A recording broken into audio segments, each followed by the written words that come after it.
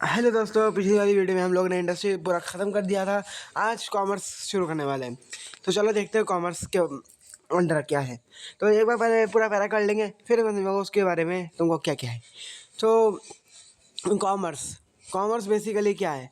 We can refer to commerce all those activities helps directly or indirectly in the distribution of goods in the ultimate consumer. There will no use of production of goods unless and until this goods reach the ultimate consumer. समझे? और goods are produced at one place and consumers scattered at different place. Consumers can be classified into two broad categories: trade and auxiliaries to trade. इसको auxiliaries to trade भी कहते हैं। ये दो चीज़ इसको कहते हैं। अब समझते क्या है ये? देखो, कॉमर्स एक ऐसी एक्टिविटी है जिसमें गुड्स का डिस्ट्रीब्यूशन या तो डायरेक्टली होता है या इनडायरेक्टली होता है, पर कुल मिला के वो जहाँ तक कंज्यूमर के पास है, जब तक कि वो गुड्स प्रोड्यूसिंग जो भी गुड्स होगा वो जब तक कंज्यूमर के पास नहीं पहुंच जाता तब तक उसका कोई गोल नहीं है। गुड्स जो होती है एक जगह बनाई जाती है, पर जो उसकी नीड होती है वो पूरे हर जगह फैली होती है। तो यानी इसका मतलब क्या है? गुड्स की डिमांड हर जगह है पर बन एक ही जगह सकता है। और कॉमर्स जो है दो कैटेगरी में डिवाइडेड भी इसके लिए है। पहला क्या है देखते हैं। पहला है ट्रेड और दूसरा क्या? एड्स टू ट्रेड, जिसको मैंने अभी तो क्या बताया, ऑक्सिलरीज टू ट्रेड भी कह सकते हैं। चलो आगे बढ़ते हैं। ट्रेड क्या है? एक मिनट में गाइस।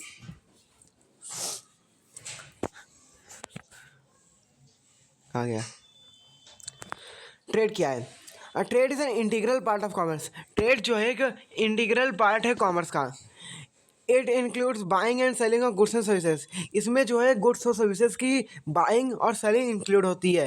ये एक ऐसा सेगमेंट है कॉमर्स का जिसमें मैन्युफैक्चरर और कंज्यूमर को एक साथ लाने की जिम्मेदारी होती है। यानी ये एक लिंक बनाता है मैन्युफैक्चरर और कंज्यूमर के बीच में। ट्रेड ट्रेड भी तीन टाइप्स में डिवाइड होते हैं। इसमें दो टाइप दिया पर नहीं, तीन टाइप्स में डिवाइड होते हैं। एक मिनट बताता हूँ, ये यार थोड़ा सा दिक्कत करता है मेरे को, मानता हूँ। अगले पेज पे दिया, सॉरी गाइस।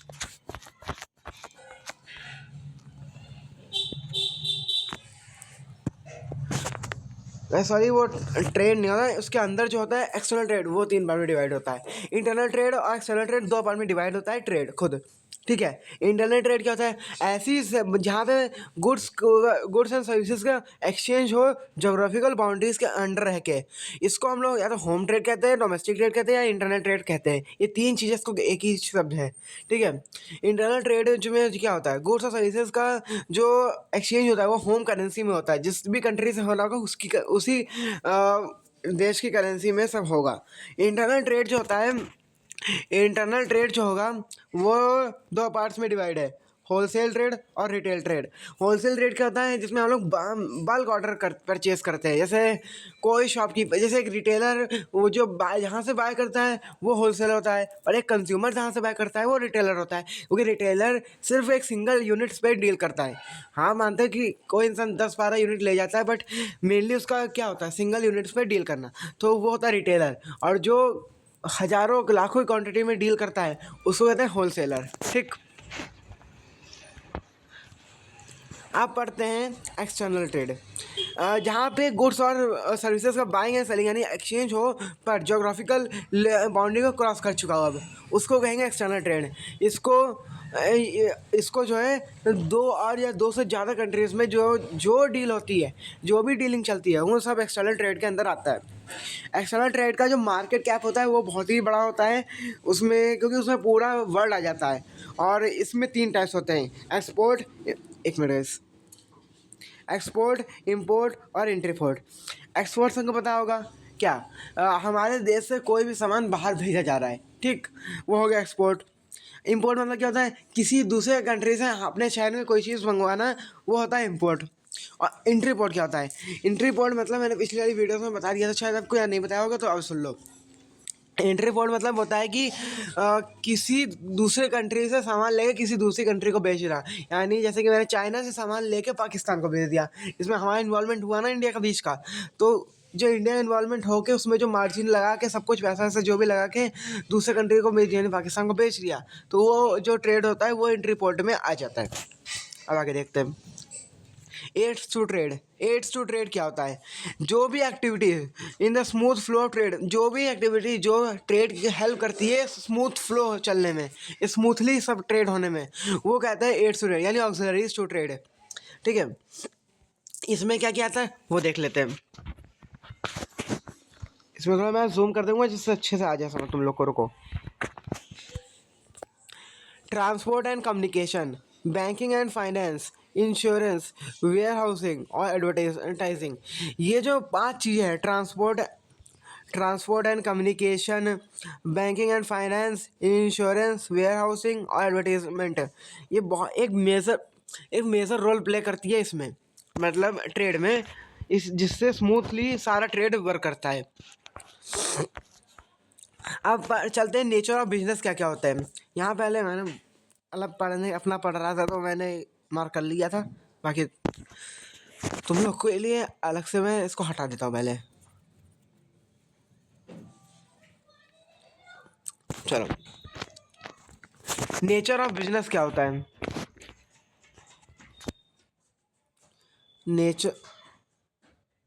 नेचर ऑफ, ये क्या चल नहीं रहा, नेचर ऑफ बिजनेस, इसमें पहला आता है हमारा इकोनॉमिक एक्टिविटी।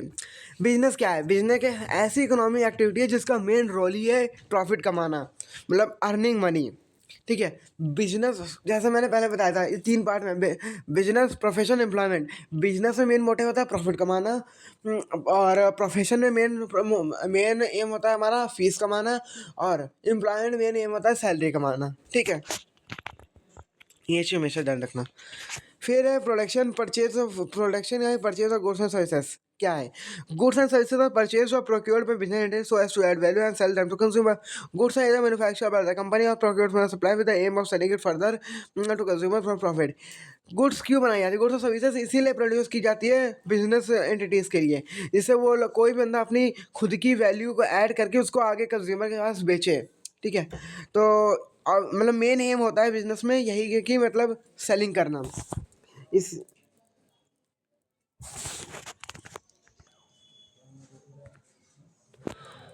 अब अगला पॉइंट पे चलते हैं। क्या है? Selling of goods and services.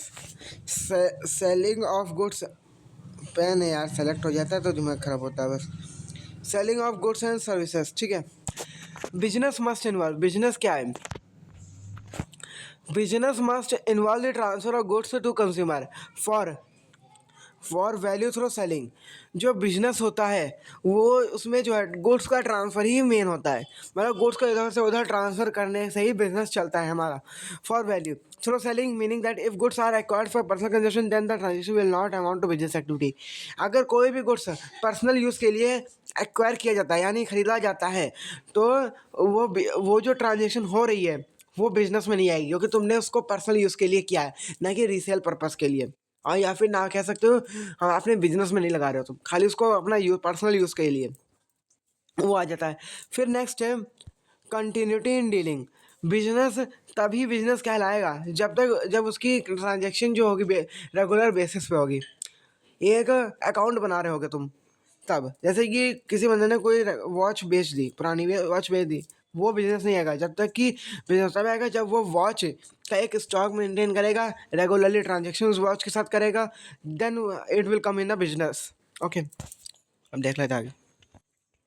फिर है प्रॉफिट अर्निंग। मतलब बिजनेस का बेसिक पर्पस ही है प्रॉफिट अर्न करना। पहला पॉइंट था जो खाली इसको घुमा चुरा के यहाँ पे लग दिया है, और जो इसमें बस इतना बताया कि जिसकी हेल्प से बिजनेस लॉन्ग टर्म के लिए ग्रो कर सकता है हमारा, बस इतना बताया इसमें extra. Elements of risk. Risk is the key element of every business. हाँ ये चीज़ देख लो, एक मिनट ये मार्क कर दूँ मैं। Risk is the key risk जो है एक की एलिमेंट है एवरी बिजनेस का। ठीक है, concern with exposure to loss of efforts. जिस मतलब अगर कोई बिजनेस कर रहा है तो इतना सोच के चले कि इसमें लॉस होना ही होना है, बिजनेस लॉस के बिना नहीं चल सकता। However, the factors that affect business are uncertain, so doesn't business opportunity, which can be a shift in demand, flood, false price strikes, lockdown, money market fluctuation, ये सब एक्सेट्रा। मतलब ये रीजंस हो सकते हैं। कोई रीजंस मैं एक बार फिर से पढ़ देता हूँ। शिफ्ट इन डिमांड कम हो जाना, flood, falls in prices, strikes, lockout, money market fluctuation, ये सब चीज़ें हैं जो कि रिस्क जनरेट कर सकती है बिजनेस में, क्योंकि ये सब, और इसको तुम कभी भी प्रिडिक्ट नहीं कर सकते। ठीक, अब आता है अनसर्टेन रिटर्न। ये जो रिटर्न होगा अनसर्टेन रिटर्न, ये तुम्हारे बिजनेस में प्रेडिक्टेबल नहीं होगा ना। तुम इसको कभी प्रेडिक्ट कर सकते हो, कभी गारंटीड भी नहीं है कि हाँ भाई ये होना ही होना है। ये कभी भी कहीं से भी आ जाता है। ठीक है, देखो इसमें क्या लिखा है, in business return is never predictable and guaranteed. हाँ भाई, कि बिजनेस में कभी भी कोई भी रिटर्न प्रेडिक्टेबल नहीं हो सकता और ना गारंटीड हो सकता है। The amount of money which the business is going to recap in is not certain. जो अमाउंट ऑफ बिजनेस मनी में स्पेंड हुआ है या इन्वेस्ट हुआ है, वो तुम्हारा कल ही वापस आ जाएगा, कोई ज़रूरी नहीं है, और कल आ भी सकता है, वो भी हो सकता है। It may be possible that a business earn a huge profit और सर हैवी लॉस, कुछ भी हो सकता है ना, बिजनेस बिजनेस है भाई। अगला पॉइंट क्या है, legal and lawful. No matter in which business company, it should be legal in the eyes of law or else it will not be considered business. Business जो है सारे गवर्नमेंट के rules regulation सब follow करें, अगर नहीं कर रहा है तो बिजनेस पे गवर्नमेंट एक्शन ले सकती है, और गवर्नमेंट ने एक्शन ले लिया तो तुम्हारा बिजनेस में नाम खराब होगा और तुम्हारा रेपुटेशन खराब होगी, जिससे तुम्हारा बिजनेस वैल्यू गिर जाएगी और मार्केट वैल्यू गिर जाएगी, तो बिजनेस बंद। ये होता है। फिर है consumer satisfaction. The aim of business, सब बिजनेस का मेन एम क्या है, गुड्स और सर्विसेज सप्लाई करना तो है ही है, और साथ ही साथ कस्टमर के भरोसे को जीतना। जब कस्टमर तुम्हारा भरोसा, तुम पे भरोसा आ जाएगा तो वो तुम्हारे वहाँ से ही खरीदेगा सामान। बट इफ अगर नहीं आ रहा है तो वो तुम्हारे से अलावा कहीं और जाएगा देखने, जिसको हम लोग सब्सिट्यूट भी कहते हैं। तुम्हारा कोई सब्सिट्यूट उसके पास जाएगा, इससे तुम्हारा बिजनेस भी कम होगा और तुम्हारी मार्केट कैप भी कम होगी। अब देखते हैं ऑब्जेक्टिव ऑफ बिजनेस क्या क्या होते हैं। इसमें टाइम लग गया, ऑफ कोर्स भाई लगेगा टाइम इतना। अब चलते हैं ऑब्जेक्टिव ऑफ बिजनेस। ये पेन भाई चलता नहीं तो दिमाग मेरा खराब होता है। Objective business, business objective are something which a business organisation wants to achieve or accomplish over a specific period of time. These may be to earn profit for its growth and development, to provide quality goods to its consumer, to protect environment etc. ये सब business का क्या objective रहना चाहिए कि वो अपना कोई बिजनेस करे, साथ ही साथ अपने सोशल इश्यूज़ को भी सॉल्व करता जाए। जैसे कि टाटा को देख लो, वो अपने साथ साथ सारे सोशल इश्यूज़ को भी सॉल्व करती है, बिजनेस भी चलती है और सोशल इश्यूज़ को भी सॉल्व करती है। ये कितने पार्ट से डिवाइड है वो देख लेते हो। पहला इकोनॉमिक एक्टिविटीज़ एंड दूसरा सोशल ऑब्जेक्टिव्स। ये दो है, इकोनॉमिक और सोशल ऑब्जेक्टिव। इकोनॉमिक सबको पता है पैसा, और सोशल मतलब लोगों की हेल्प करना, और फिर है ह्यूमन ऑब्जेक्टिव, नेशनल ऑब्जेक्टिव और ग्लोबल ऑब्जेक्टिव। ये 5 है। ठीक, अब चलो अंदर पढ़ते हैं। ये थोड़ा बड़ा है, हाँ पता है क्या है, चल सकते हैं। इकोनॉमिक एक साला भाई ये क्या सीन है, बहुत ख़राब मेरा है। इकोनॉमिक ऑब्जेक्टिव क्या है, economic objective of business, economic objective of business refer to economic objective of business refer to an objective of earning profit, and also there are other objectives that are necessary to be pursued to achieve their profit objective, which include certain creation of customer regular innovations and best possible use of available resources. अगर तुम्हारे पास पैसा है तो तुम अपने business में ज़्यादा पैसा लगा के प्रॉफिट अर्न कर सकते हो, और रेगुलर जो कस्टमर है तुम उसको अपने तरफ मतलब कस्टमर क्रिएट करके रेगुलर इनोवेशन करके जितना अच्छा रिसोर्स तुम अवेलेबल करा सकते हो अपनी बिजनेस में, वो सब कराओगे तुम। बस क्या है, अच्छा खासा इनका वो मनी होना चाहिए तुम्हारे पास। अब इसमें वही चीज़ें दी हैं, चिपकाई हैं। प्रॉफिट अर्निंग बिजनेस का मेन मोटिव होता है, तुमको पहले ही बता दिया, इसका अंदर तुम लोग खुद पढ़ लेना। ठीक है, क्रिएशन ऑफ कस्टमर मतलब वही कस्टमर क्रिएट करना, कैसे क्रिएट करना है, उसकी क्या क्या टेक्नोलॉजी, क्या क्या तुम स्ट्रैटेजीज़ को लगाओगे जिससे तुम्हारे पास कस्टमर आए। तो ठीक है, ज़्यादा से ज़्यादा अट्रैक्ट करना है कस्टमर को, बस।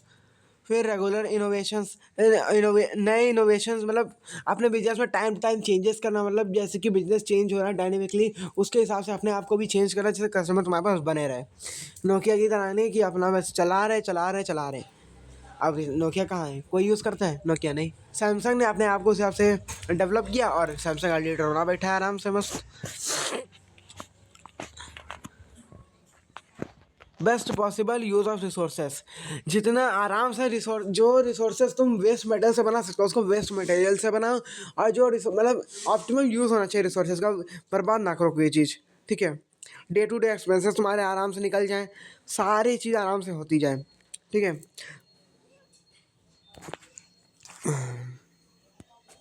फिर आता है सोशल ऑब्जेक्टिव। सोशल ऑब्जेक्टिव, ठीक है, हाँ वो देखते हैं।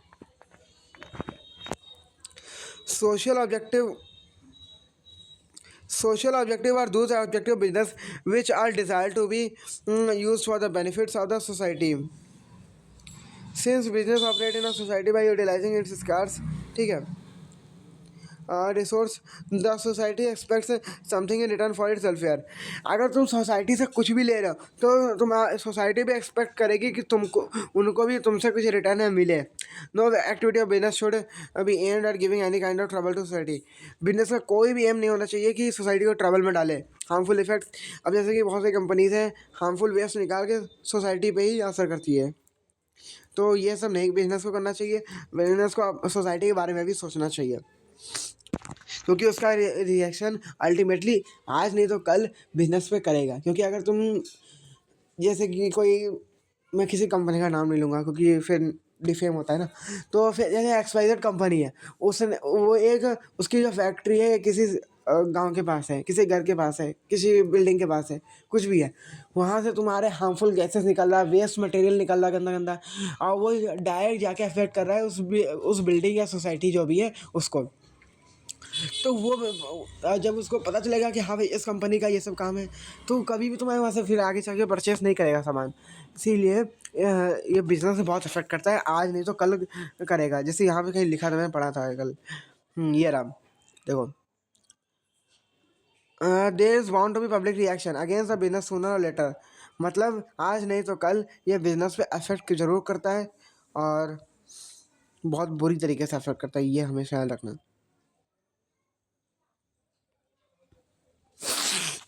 चलो आगे करता है। अब क्या है टॉपिक देख ले, अभी अंदर के इसका और होगा, ये सब तुम लोग अपने यहाँ पे पढ़ लेना। Production and supply of quality of goods and services, मतलब अंदर नॉर्मल चीज़ें ही होंगी। एडॉप्शन ऑफ फेयर ट्रेड पहले, मतलब कभी भी बिजनेस में लोगों को ठगना नहीं चाहिए, आराम से बिजनेस चलाओ, मिसलीडिंग एडवर्टीजमेंट ना लगाओ, फॉल्स इंप्रेशन ना लगाओ। क्योंकि एक बार किसी कंपनी ने लगाया था, बहुत बुरी तरीके से उसको कोर्ट में खींचा गया था, और उसको UFO में डाल के बहुत बदनाम हुआ बेचारा, ठीक है। फिर contribution to general welfare of society, मतलब तुम सोसाइटी में भी अपना कंट्रीब्यूशन दो, NGOs चलाओ, स्कूल चलाओ, हॉस्पिटल चलाओ। देखो टाटा बहुत सारे हॉस्पिटल चलाती है, NGOs चलाती है, जिससे उसका नाम अच्छा चलता है, रेपुटेशन उसकी अच्छी है। भले उस देखो टाटा की गाड़ी इतनी अच्छी नहीं होती सर, हाँ गड़बड़ होती है टाटा गाड़ीज़ में भी, सारी गाड़ियों में, पर टाटा में भी होती है। पर टाटा की गाड़ी के कोई भी कॉन्स नहीं देखता, सब प्रॉस देखते हैं। सब सोचते हैं हाँ भाई टाटा है, अच्छा होगा, देश की कंपनी है, लपेटो आराम से उसको खरीदो, ये इसीलिए। फिर आता है ह्यूमन ऑब्जेक्टिव, अब पढ़ते हैं इसको। Human objective refer to objective aimed at the well-being as well fulfillment expectation of employees as also people who are disabled, handicapped, and deprived of proper education and training. The human objective of business may thus include economic well-being of the employees, social and psychological satisfaction of employees, and development of human resources. इसमें कुल मिला के यही दिया है कि हमें लोगों के भी है, लोगों को समझना चाहिए, जो उनके एक्सपेक्टेशंस को पूरा करना चाहिए, उनकी साइकोलॉजिकल नीड्स को समझना चाहिए। अगर कोई एम्प्लॉय काम नहीं करना चाहता, उसको समझो, उसके ऊपर वर्क करो। अगर वो कह रहा है कि हाँ मेरे को इतना टाइम चाहिए, तो हाँ दो उसको उतना टाइम, और अगर वो लिमिट क्रॉस कर रहा है देन उस पर कोई एक्शन लो। तब तक ना लो जब तक कि मतलब उसकी हर नीड्स को फुलफिल करो, उसको ऐसी चीज़ दो जिसको मोटिवेट करे आगे वर्क करने के लिए, ठीक। ये सब तुम लोग पढ़ लेना है। ये साइकोलॉजिकल है, मतलब कैसे माइंड पे कंट्रोल करा जाता है, एक टॉपिक होगा 12th में पढ़ा होगा मोटिवेशन, उसमें माइंड के अंदर कंट्रोल होता है वो सब। ये सब मैं तुमको दे दूंगा, आज नहीं तो कल परसों की वीडियो में इसकी लिंक तुमको मिल जाएगी, ठीक है। चलो अब आते हैं किस पे, फंक्शंस ऑफ बिजनेस। चलो इसको अगली वीडियो में रखेंगे, इसको मार्क कर लेता हूँ मैं, फंक्शंस ऑफ बिजनेस। बस आज की वाली वीडियो बस नहीं, मिलते हैं अगली वीडियो में। अगर मन करे तो चैनल सब्सक्राइब कर देना, ना मन करे तो पढ़ो भैया, सिंपल सी बात। बाय।